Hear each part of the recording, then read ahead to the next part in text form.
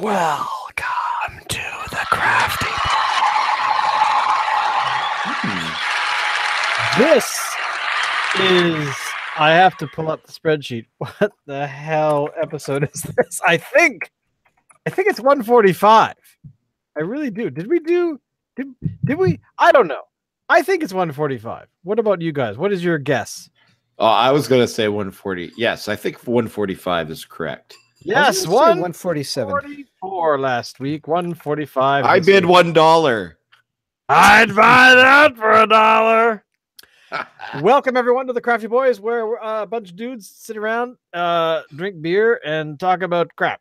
So if you're not expecting that, you're at the wrong stream. Yeah. So first of all, I'm going to do like I did last week. I certainly hope I remember to do this, but I got halfway through. Okay, here we go. Wrong Twitter account. I'm going to make sure we know, but other people should know that we, of course, are live right now. So, boys, before we talk about the beer, you're both sexy. All right, let's talk about the beer. Thank you. All right. Whose pick was it this week? Well, it was yours, Shane. It was my pick. All right, tell us what we're drinking. I had to think about that for a second. Whose pick was it? Yes, it was my pick this week, and I went with a beer that was available. So there you go. Enjoy. Anyway, so I've just tweeted out because that's how awesome we are. All right. So what beer did I pick this week? I wanted an IPA because we've done a lot of non-IPAs lately, and I just was unsatisfied to the point where I think we had an IPA last week. Making this up as I go.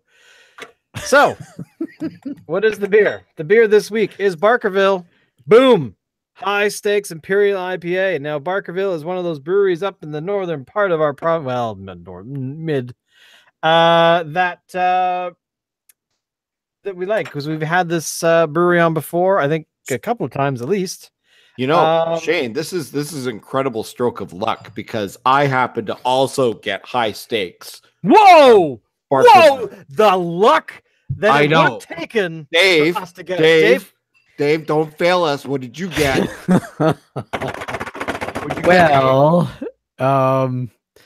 You know, I looked and I just, had.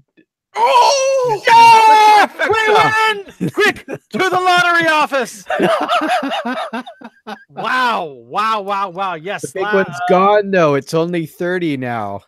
I don't know why did we have such luck today? Did you buy lottery tickets this week? Unfortunately, no. I hear there was a big lotto win. I did buy tickets. And did you win? I didn't even win $1. Oh man. Well, even $1. That's okay because we have beer. So let's open up. So let's open it. How many ways it got Imperial IPA. I'm curious. This beer is 8%, and it says on the side of the bottle, "The gold mine you've been searching for." This 80 IBU mother load of kettle hops includes Columbus, Chinook, and Cascade, followed by dry hopping with Alameno. P. Wow. Amarillo, Citra, and Centennial. Unfiltered, unpasteurized, vegan. Okay. It's vegan. Apparently this is a vegan beer. So there you go. So if you're a vegan out there, I always like having meat in my beers. That's right. I mean, if I don't have enough barbecue sauce in my beer, then I'm very disappointed. So this beer is, as I said before, 8%, and it's rocking an international beer unit rating of 80. That's 80 to you, That's mere pretty mortals. good. So, that's pretty high. Now it's an Imperial IPA, but it's not a dark, so it's not a stout. Hey, Peanut Gallery, you want some beer? Here's some beer. It's right here. There you go. So, what's happening in my life today? I went and sat in a waiting room of a local. What is she called? endodontist. I think that's endodontists are those people that they work on your teeth by only going up through your butt. So they don't actually use your mouth. They just the tools come out kind of alien like, and they work on your teeth. So there you go. Because Allison went to the dentist this morning saying, hey, this tooth hurts.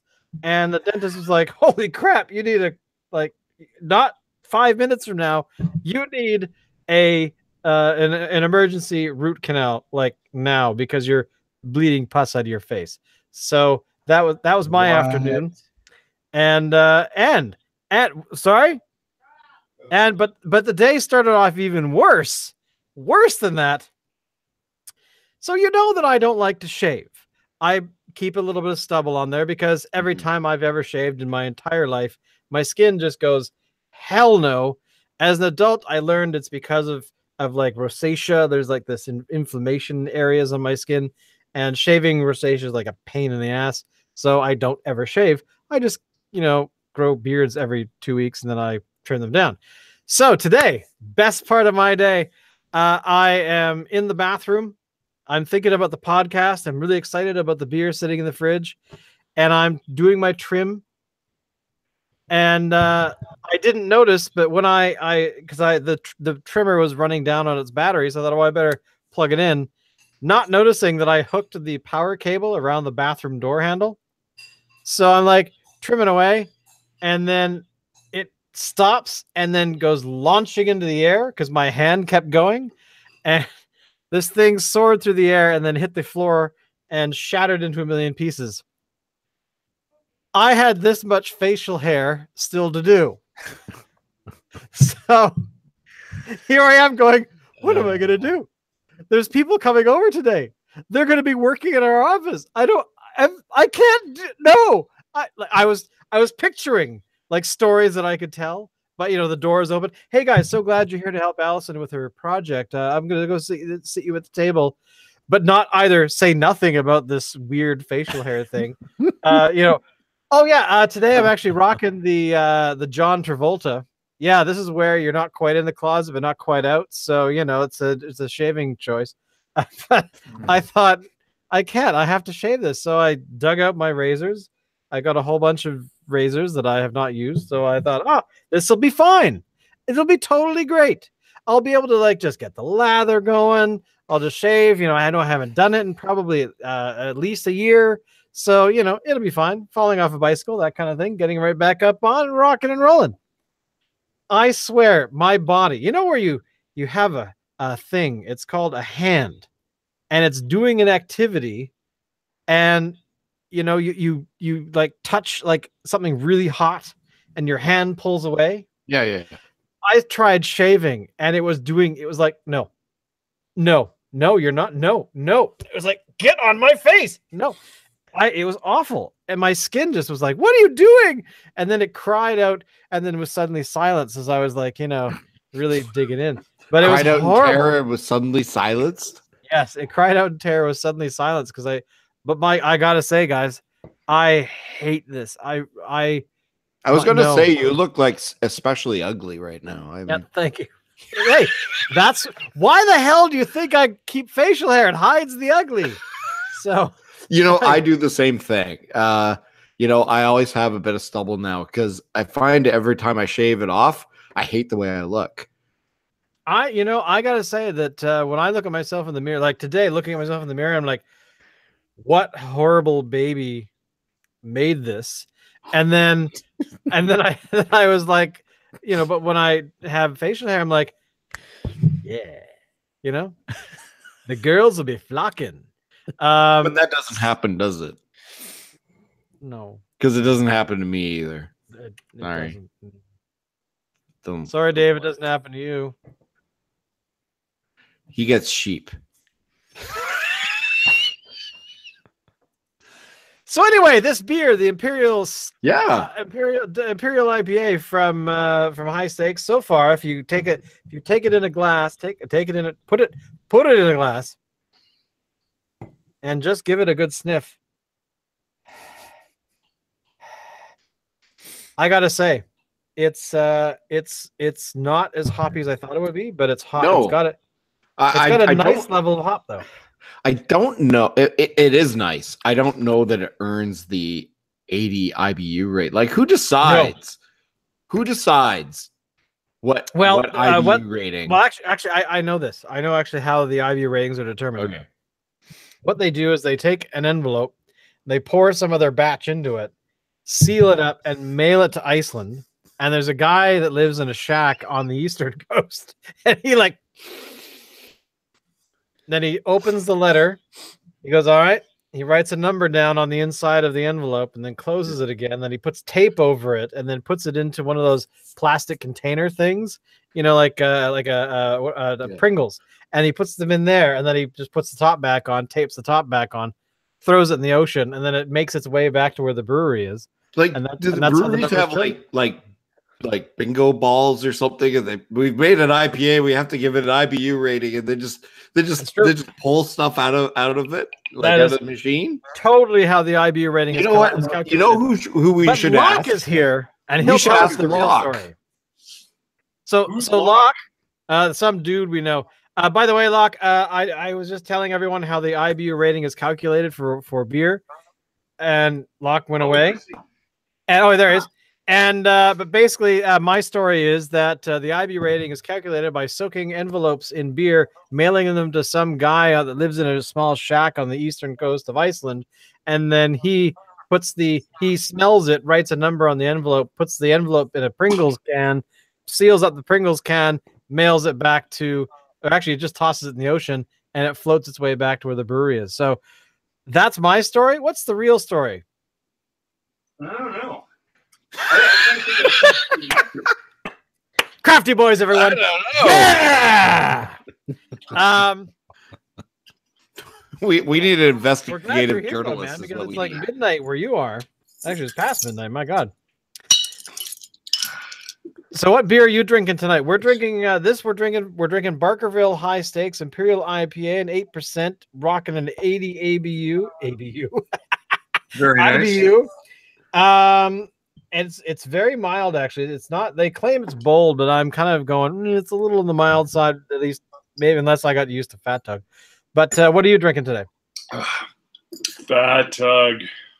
Oh, damn, you son of a bitch! Well, there you go. Fat Tug, by the way, for those who don't know, Fat Tug beer is a beer that it set the bar for what a beer should be. An IPA, yeah. Sorry, what an IPA should be. Sorry, for Locke, it's what a beer should be. Locally here, it is sort of like the litmus test. It's the high water mark. It's true. It's a damn fine beer that we keep returning to, even though we've only done it once on the show, which is probably a good thing. But yeah, so otherwise we probably do it every week. Yeah, so what are we drinking today? Fat Tug. Boys, brought to you by Fat Tug. Exactly. What beer? Fat Tug. What beer are we having this week? Fat Tug again. Dave is like, I can't do it. I'm bringing a Radler next week. Up yours. It'd be like you with your face. Get in there. They're making fun of me because my beard trimmer, I dropped it on the floor in the bathroom today and it broke, and I'd only shaved up to about here. So I had this huge patch of hair, and we had people coming to help Allison today to come work in our office here.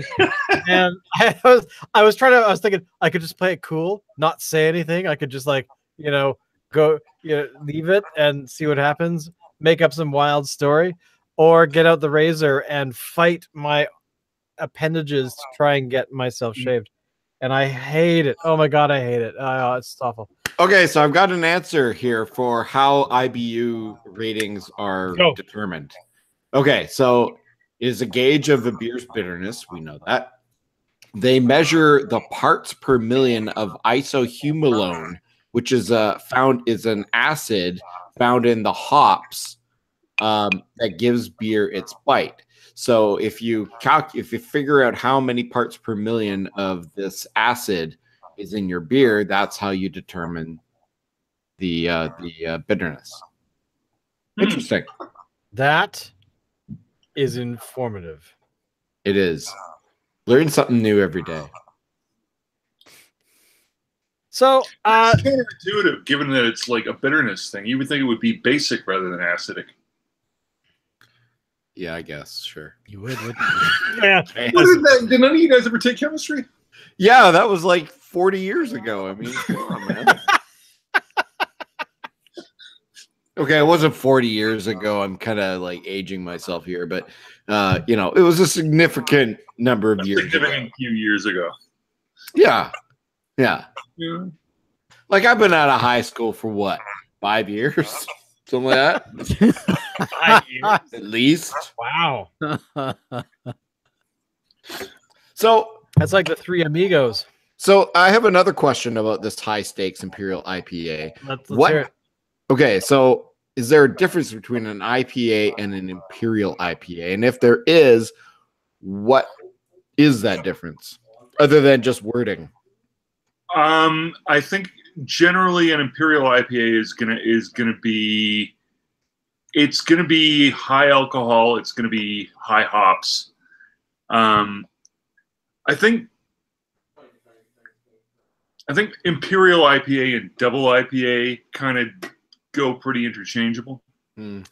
Yeah, actually, it's funny you asked that because I just did a search a moment ago for Imperial IPA, and then you asked the question, so I went versus IPA. Yeah, so a double IPA is also called an Imperial IPA, a uniquely American style of beer that takes the craving for hops and runs with it. These are usually double or even triple in the amount of hops that are used, but they might also add more malts to balance it out. The resulting beer has huge hoppy highs and deep malty depths with a high alcohol by volume to match. So that is the definition by Stone Brewing Co.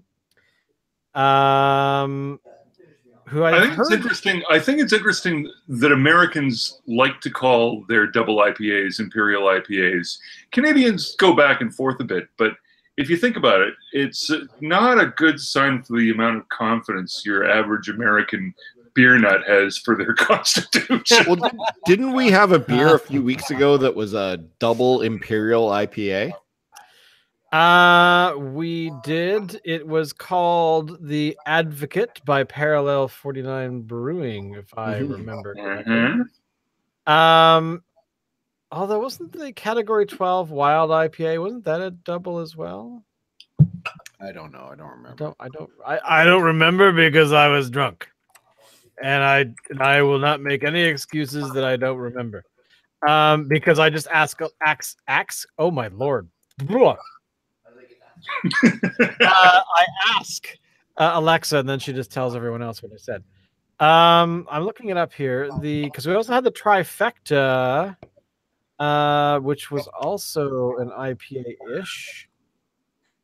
The Wild IPA is their Elemental series, and according to their website, it is.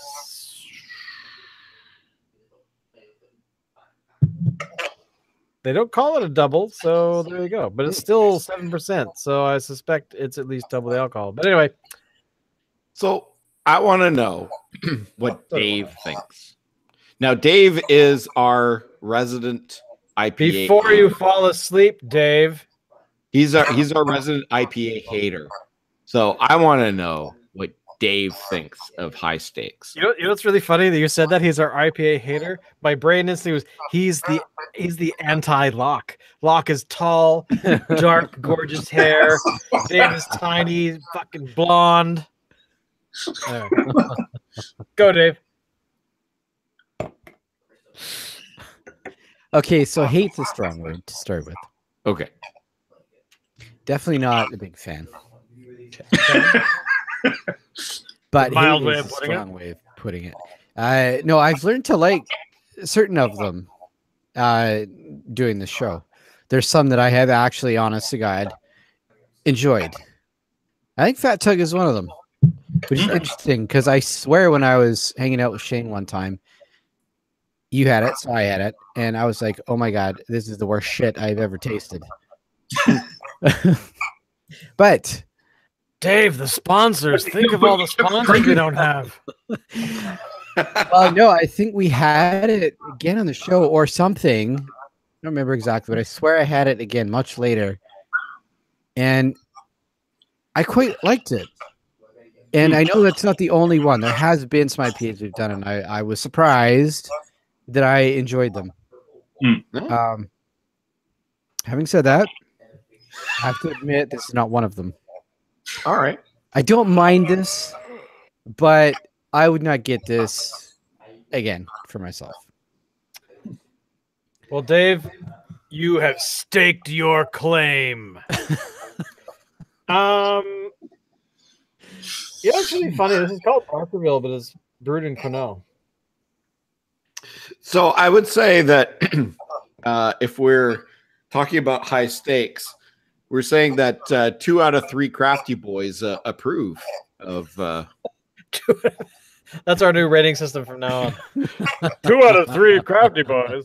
2 out of 3. They're 3 out of 4. What are you talking about? Well, Locke's not having it. Locke's not having it. No, so Ontario still does not have a vast selection of Canadian beers available at Ontario Liquor Board stores, and of course the beer store. We've talked about the beer store, and yes, we have. Statutory monopolies and all the rest.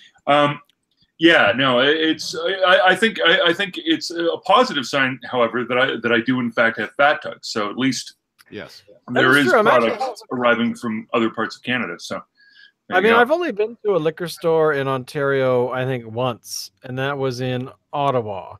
Okay. And it was a 2-level store. Like you walked in the top level, and that was sort of what the liquor store. It was beer, wine, ciders, etc.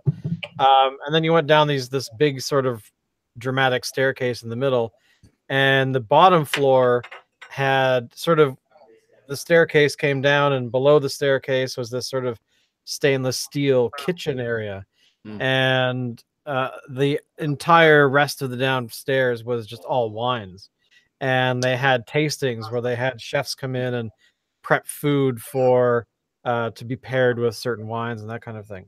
Yeah. Wow. And I met, actually, when I was there, I met at the time the coach or the general manager of the Vancouver Canucks, who, by the way, loves his vodka. That man had one of those sort of pushy cart deals that had like 40. Has he been to the frozen ice room in Whistler? Have I been there? No, I haven't. Has he been there? Yeah. I bet he has. If he's really into vodka and he's I suspect so. I mean, I forgot what the guy's name was. He's the French Canadian guy that was the coach. Is that right? Oh, yeah. Alain Vignon. Sure. Yeah, so he was the coach of the Canucks for quite a while, and just recently let go from the New York Rangers. Oh, that's too bad. Which, by the way, speaking of hockey, what? Yeah. If you had put $10 on the Vegas Golden Knights to win the Stanley Cup at the beginning before the season had started, like, you would have been in line to make like $10,000 or something like that, because it was that much of a long shot. And here they are. Like, who could have ever predicted that? I don't know. I mean, I gather that they did well because they were coached well. And that could be. And they were also riding a very good goalie. They managed to get a great goalie. Fleury is fantastic. No question about it. He is. And I mean, he had his times in Pittsburgh where he was maybe not as good as he maybe should have been. The change of scenery has done him well. Is it him that's making the team look better than it is, or is that team actually good? And that's what I'm wrestling with. I think. Well, I was just gonna say that the couple of episodes that I did see, episodes of James They feel like episodes of Game of Thrones because of all the fucking, hoo-ha with the, drum rolls and bullshit. I mean, yeah, what the hell was that thing at the beginning of the last game there? Look. I'll be honest. There's a part of me that likes it. It's just that I would have that at the beginning of a rock concert, not at the beginning of a fucking hockey game. I don't know. I gotta say that I was impressed by the opening. I thought it was cute. but you're right that it didn't. I don't know. I didn't see it, so I can't comment. But I only watched a video of it after the fact, but it was a bit. It reminded me of like somebody sat down and said, "We got to do something cool. Hey, what's that colored paper there you've got? Oh, it looks like it's the Sunday Funnies. Boy, Hagar the Horrible's really awesome. But I kind of have a thing for the family circus as well. Joe, you still got that costume?" And that's kind of how it started. Yeah. all right. Yeah, it'll be like Andrew Lloyd Webber, and then we'll dress them like the old Canucks with like the fucking worst looking uniform in the NHL, and then we'll have like the flying V. The V? I love those. Those are awesome. I mean the colors. Like oh, I know. Black, gold, and fucking red. Yeah, that's gonna look great. Yeah. So the thing about the Golden Knights, okay, they're kind of the success is good for them right now, but it's going to bite them in the ass later because they have not had the opportunity to grow their system, and that is the whole thing with an expansion team is you're supposed to take the time to fail so that you can draft high in the draft for the next few years and stockpile your system with top prospects. And now they're not going to be able to do that because they're going to pick almost either second to last or last in the upcoming draft. So they're not going to have the opportunity to stockpile their farm system with top level talent. And that's going to hurt them in the future. But if you notice, they went with a strategy that being a big guy myself, I sort of don't have a problem with, which is to say that they got a lot of really fucking big dudes. Yeah, sure. Like I'm not saying that's a finishing move or anything like that, but if you don't want the other teams roughing you up, being a bunch of big dudes helps. That's true. So here's my take on the Vegas Golden Knights. I think they're a flash in the pan. I think they got lucky this year. I think they'll become complacent next year. I don't think they're going to have nearly as good of a season next year, and they're going to hurt for the next 10 years. Here's my concern. That bullshit at the beginning of every game, all the other teams are going to think that maybe that's the way forward, and that we're going to get like a circus show at the beginning of every fucking NHL game. Yeah. Well, you remember, well, actually, no, none of us remember. None of us were born. But when people went to the movie theater, the picture show, back in the day, they had like a 3-hour, 4-hour extravaganza where people would show up to the theater. There would be a musical number, a dance show, possibly singers, and that kind of thing. They would play a bunch of the movie, and then they would have an intermission, which would have more of the same. And then I gather at the end of the film, they also had sort of a finale for the live show. So it's not unheard of that. I mean, I'm not saying that 25 Sure, no. Look, what is the Olympics? Every Olympics opens with fireworks and dancing, and Yeah. But I guess when I'm,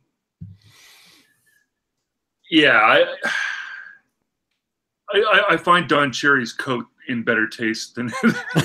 That's saying a lot. You know what I mean? Ouch.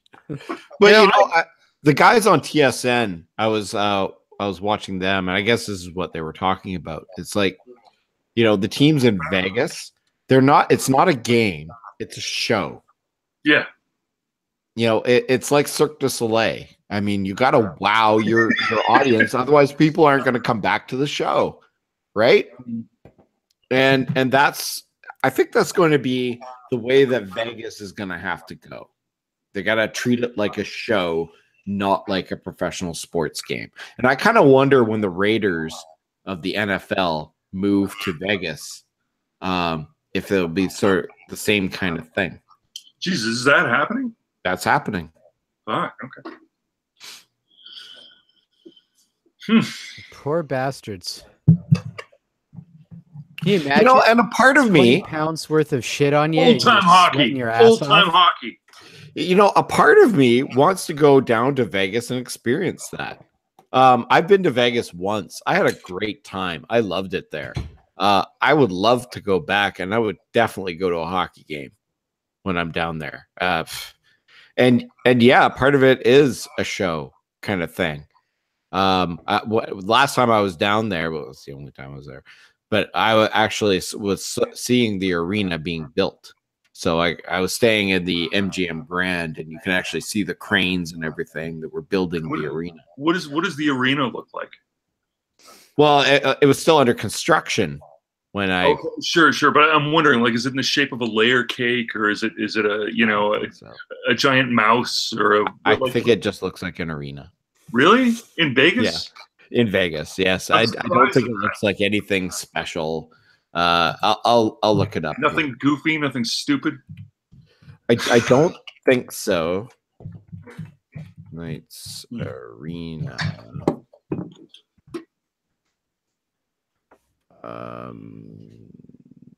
Images. No, it just looks like it doesn't look like an arena from some small city. I mean, it looks, kind of metropolitan. But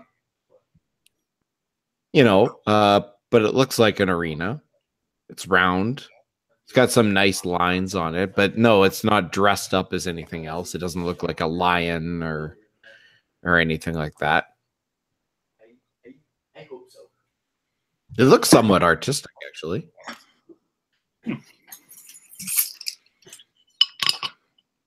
Uh-oh. What was that noise? I recognize that noise. That's beer too. That's the second bat tug. Nice. So blah. So I had one article I wanted to talk about. Yes, that's what I was go and talk words. All right. So Sweden is putting out a new beer. And I don't know how to introduce this, but essentially it's being made out of sewage. Ugh. Well, they eat fermented fish. Or maybe that's Norway. So basically this beer is being made as a statement about the state of our planet and what we do to it. And so they have created the Swedish brewery Nya Carnegie Bryggeriet Carlsberg and the Swedish environmental department or something created a new Pilsner that is brewed with recycled wastewater. And it was brewed to raise awareness for sustainable, safe drinking water. Okay. Actually, that's not as crazy as it sounds. Now, that said, like reclaimed, sewage water. You hope that they're really good at treating it, but you would hope. But then again, that got me to thinking.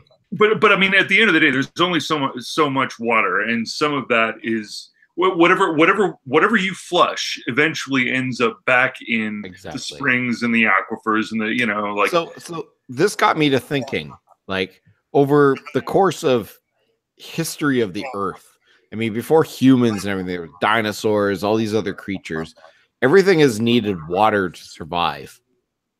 And when they take in water to survive, eventually they gotta piss it out, right? So how much water on the earth has been consumed by something and urinated? Like, is every single drop of water on the face of the planet been consumed by something? Speaking as Animalia here, we're outnumbered by the plants. Yeah. I think the plants, if you regard what they do as a form, when they release water, it looks nicer than when we do it, arguably. Ours is convenient, but it's sort of the same thing. Like, it's passed through a living system, and it's right. So could we say then that all water on the face of the planet is wastewater? Well, you could, or you could say it's all part of life. I mean, or maybe you could. Well, see, here's the thing. If you look at what we're composed of, you could talk about us pushing water through our system, but at the end of the day, most of us is water. So really, the water comes sort of before all the other ingredients, you know, in a list showing, you know, the contents, right? Yeah. So I don't know if that's even the right way to conceive of it. Like, we're what water looks like when it collects enough constituent bits to have an opinion on beer and whether or not it should be made out of wastewater, if you see what I mean. Whoa, man, that's deep, man. Well, you know, like I'm that kind of a guy. Shane, what do you think? Dave, chime in. Water is good. Okay, but how much water on the face of the planet do you think is actually wastewater, in that it has been consumed by something at some point in history and released? At this point, probably all of it. That's what I'm thinking. So when I was down in Portland, I saw I think it was a Budweiser. Was it Budweiser? I think it was Budweiser beer mat that had on the back of it, "Please recycle," and I added in felt pen, "We do." but like, I don't know, like, fucking close to water, you know, like making love in a canoe. Awful close to piss. Have you ever heard beer called piss? No. Yeah, well, there's plenty of it. Are you talking about Bud? Well, I don't want to pick on Bud exclusively, because truthfully, I've never understood the hipster connection with Pabst Blue Ribbon. I mean, shit, you know. Never tried it myself. Yeah, lucky. Yeah, you might want to do it on the show just to pan the fucker. I don't. Well, at least that's what I would do. But,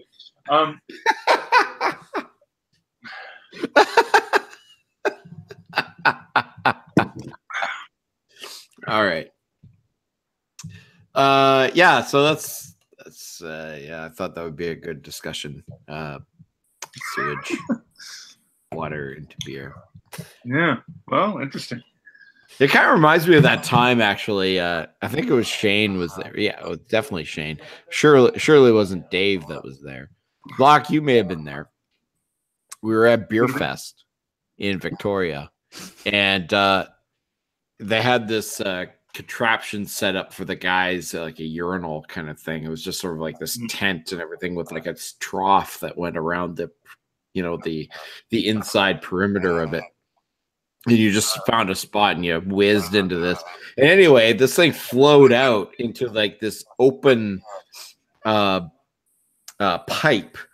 that went into this bin somewhere, and somebody put a sign on the piss bin that everybody could see. You could see the fluid inside of it, but it's called it Budweiser.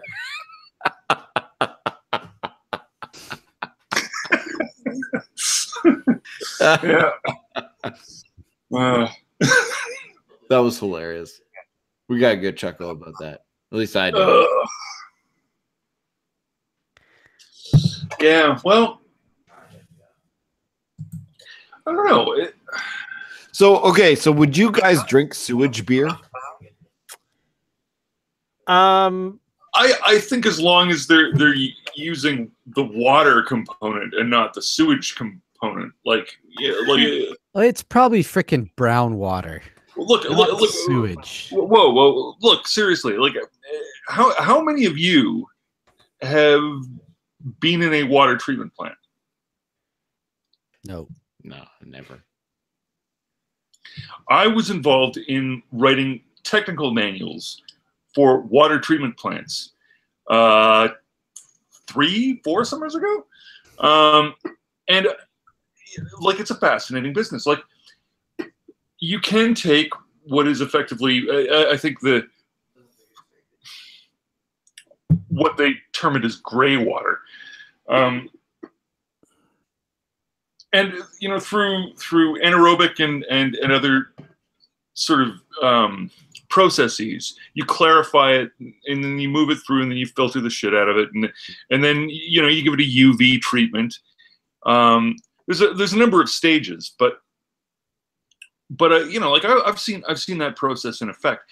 There is something kind of curious about it, in the sense that if you've been to a brewery and you know all about brewing beer, you're using bacteria to affect the quality of the water, but in a totally different context and in a totally different way. You're using the bacteria not to chew up the sugars to make alcohol, but rather to chew up the bad stuff, and you filter all of that out, and you're left with something that's close enough to clean water that after a couple of rounds of filtering and some UV and some, et cetera, what you get is municipal grade drinkable water, right?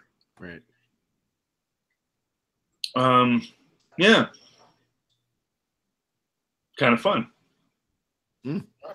Yeah. So, I mean, like, the kind of people who would know about brewing beer, if people with that care and attention were taking care of your septic tank, you'd probably be in good shape. Okay. Good to know. Well, look, what do you think? What do you think all those vegetables that they grow, and you buy them in the supermarket, but what do you think fertilizes them?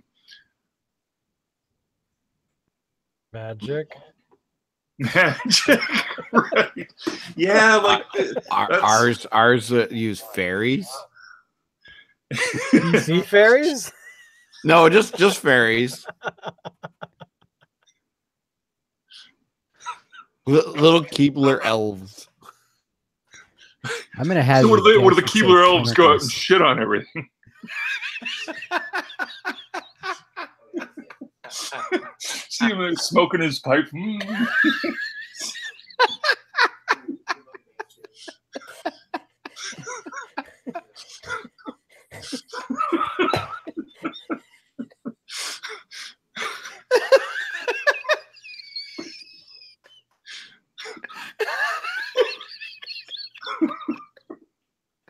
The image.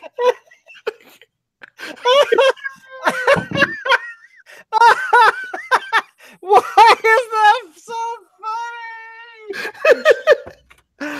Oh my god, I'm crying.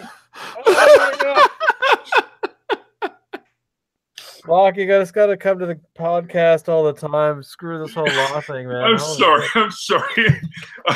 I promise. Once this law thing is, in the hand, I'll be around more. Whew. Okay. All right. Totally forgot what the hell we were talking about after that. Except it rhymed with beer, I'm sure.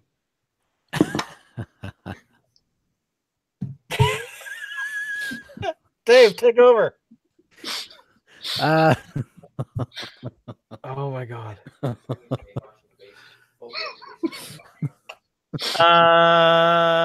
Hi. So I think that's it. That's all we've got to talk about. Apparently, I've totally lost my thing. You guys have any other final words before we shut her down? Thanks for jumping in, boys. Pilsner. Pilsner. I'm good. I just want to also have a very quick shout out to I'm gonna butcher her name, but I think it's Simone Geretz or Gertz. I'm not sure. She spent over 12 hours in surgery today and only came out about right as we were starting to record tonight from her having a golf ball sized brain tumor removed from her brain. Right behind her right eye, I gather. Oh dear. According to the tweet, it says that she apparently woke up long enough to make an inappropriate joke. So things apparently are looking well. So Good. if you don't know who she is the girl that is known for making shitty and useless robots, where essentially she uses technology to build impractical robots to do ridiculous things, and it sucks that she luckily it's a benign tumor, so Good. For that. Good. Pleased to hear it. So anyway, shout out to her. Do well, rest well, heal well, and next week it'll be I don't know who's picking the beer next week. Me. All right, done. So next week, a new beer, hopefully something awesome, and it won't be a Radler because we are going to go off the map. We are going to go we're going dangerous next week. That's right. We're doing something special next week that we've never done before, and we'll keep it a secret until then. So if you want to watch who doesn't until then, Alan, take us out.